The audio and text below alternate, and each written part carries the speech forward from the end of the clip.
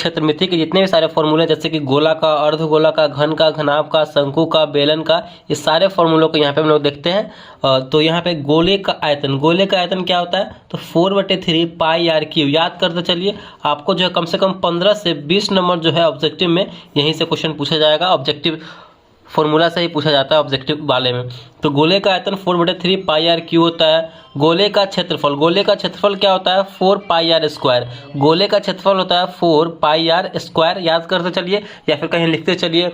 Next हमारा अर्धगोले का आयतन क्या होता है, 2/3 पाई आर क्यू। अर्धगोले का आयतन क्या होता है, 2/3 पाई आर क्यू होता है। नेक्स्ट हमारा अर्धगोले का वक्र पृष्ठीय क्षेत्रफल क्या होता है, 2 पाई आर स्क्वायर।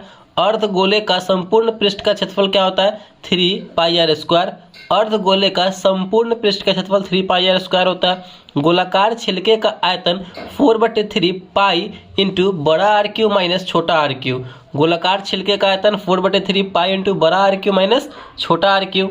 याद करते चलिए, गोले का संपूर्ण पृष्ठ का क्षेत्रफल क्या होता है, 4 पाई आर स्क्वायर। ठीक। नेक्स्ट हमारा गोले की त्रिज्या क्या होता है, रूट अंडर संपूर्ण पृष्ठ बटे 4 पाई। गोले की त्रिज्या रूट अंडर संपूर्ण पृष्ठ का क्षेत्रफल बटे 4 पाई। गोले का व्यास निकालने के लिए हमें कौन सा फॉर्मूला लगाना होगा, रूट अंडर संपूर्ण पृष्ठ बटे पाई। ठीक, आगे देखते हैं यहाँ पे। अगला हमारा छिन्नक वाले में क्या है, छिन्नक का आयतन क्या होता है, 1/3 पाई एच इंटू बड़ा आर स्क्वायर प्लस छोटा आर स्क्वायर प्लस आर गुने आर, बड़ा आर गुने छोटा आर। ठीक। छिन्नक के तिर्यक ऊंचाई क्या होता है, रूट अंडर बड़ा आर माइनस छोटा आर का होल स्क्वायर होता है। अगला हमारा छिन्नक के वक्र पृष्ठ का क्षेत्रफल क्या होता है, पाई एल इंटू बड़ा आर प्लस छोटा आर।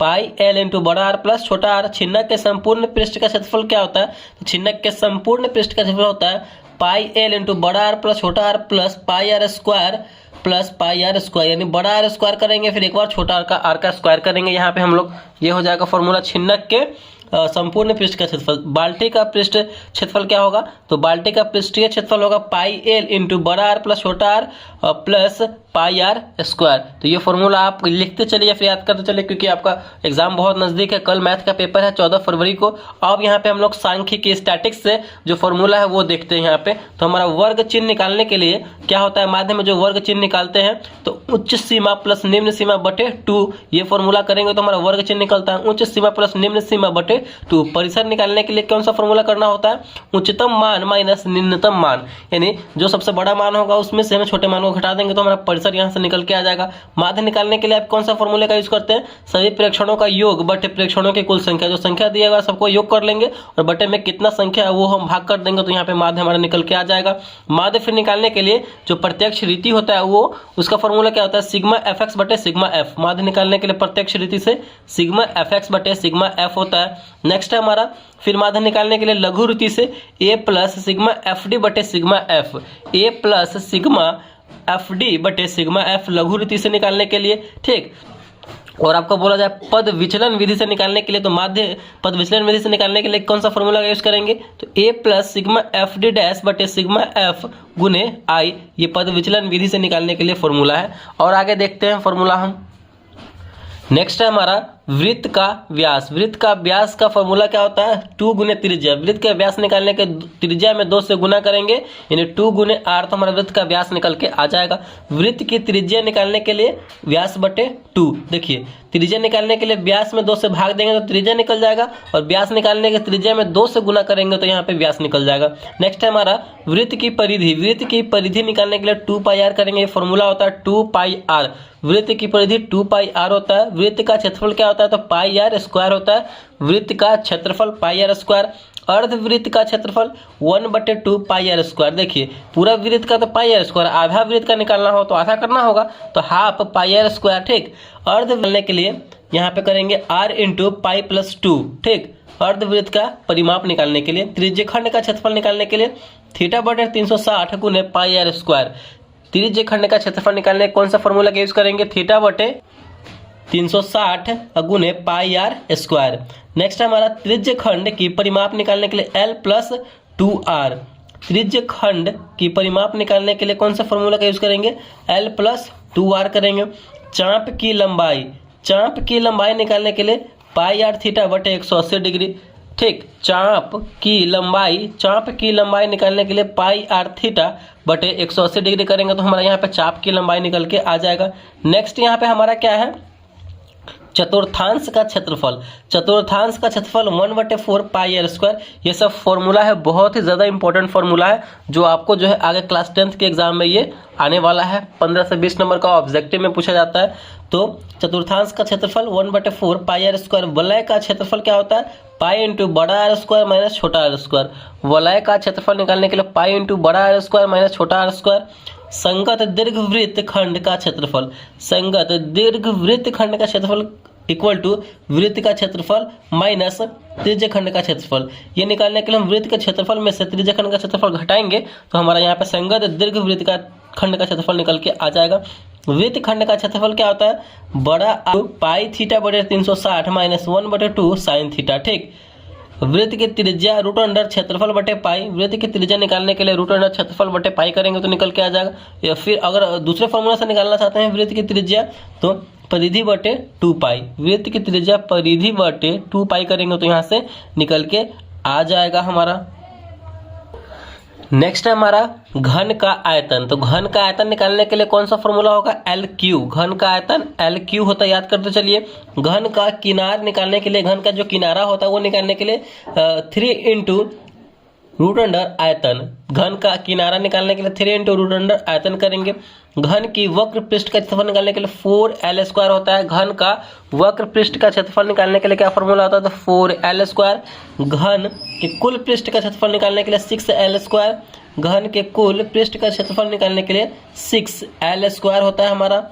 घन के विकर्ण क्या होता है, तो रूट अंडर 3L। घन का विकर्ण रूट अंडर 3L होता है। घन के किनारा जो निकालने के लिए उसका फॉर्मूला क्या होगा, तो विकर्ण बटे रूट अंडर 3। घन का किनारा विकर्ण बटे रूट अंडर 3। ये सारे फॉर्मूला जो है एक जगह मैंने आपको कराया है यहाँ पे, आप अच्छे तरीके से देखते चलिए क्योंकि सारे फॉर्मूला एक जगह कराना मतलब बहुत ही कम ऐसा करते हैं लोग। घनाभ का आयतन L गुने B गुने H, लंबाई गुने चौड़ाई गुने ऊंचाई घनाभ का आयतन होता है। घनाभ के पृष्ठ क्षेत्रफल क्या होता है, तो 2 into LB plus BH plus HL। घनाभ के पृष्ठ क्षेत्रफल 2 into LB plus BH plus HL। घनाभ के विकर्ण क्या होता है, तो घनाभ का विकर्ण होता है root under L² plus B² plus H²। Root के अंदर होता है घनाभ का विकर्ण। चारों दीवारों का क्षेत्रफल क्या होता है, तो 2 into L plus B into H। चारों दीवारों का क्षेत्रफल 2 into L plus B into H होता है। अब आइए बेलन वाले में। बेलन का आयतन क्या होता है, तो बेलन का आयतन पाई आर स्क्वायर H होता है। ये हमारा बेलन है, यहाँ पे इसकी हाइट H है। बेलन का आयतन पाई आर स्क्वायर H। बेलन का वक्र पृष्ठ का क्षेत्रफल क्या होता है, तो 2 पाई आर एच।